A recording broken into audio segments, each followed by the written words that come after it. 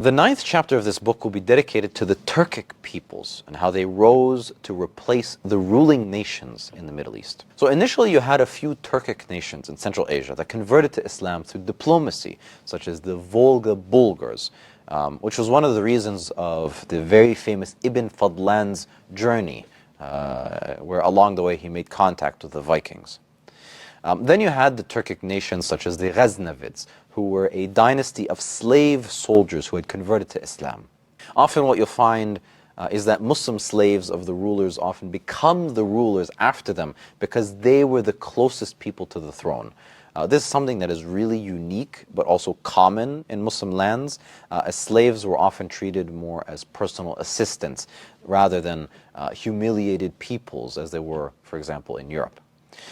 But the most important of these initial Turkic nations was the Seljuks, who conquered most of the Middle East.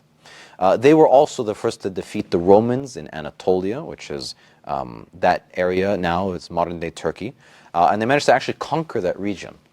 But more than just that conquest, the Seljuks, they became the revivers of Sunni Islam, when the Muslim world had been ruled by Shia dynasties for the last 100 years.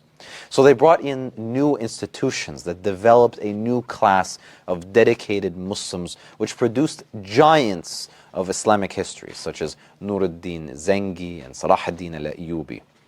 This chapter will, of course, go over the Crusades and the rule of the Fatimids and the conquest by Salah ad-Din over both of them, of course.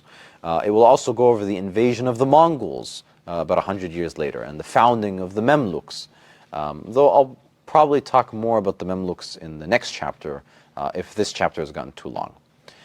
But if we go back to Anatolia for a second, after the conquest by the Seljuks, they left behind a collection of Turkic mini-kingdoms known as the Rum Sultanate.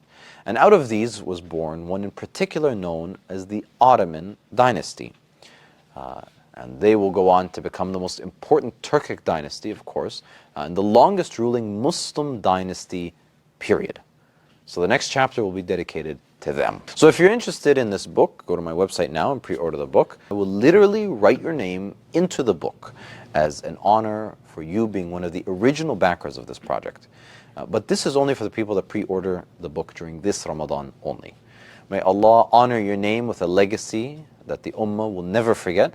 And may the generations of people who read this book hundreds of years from now know that it was you who was the reason that this book could even exist in the first place. Ameen.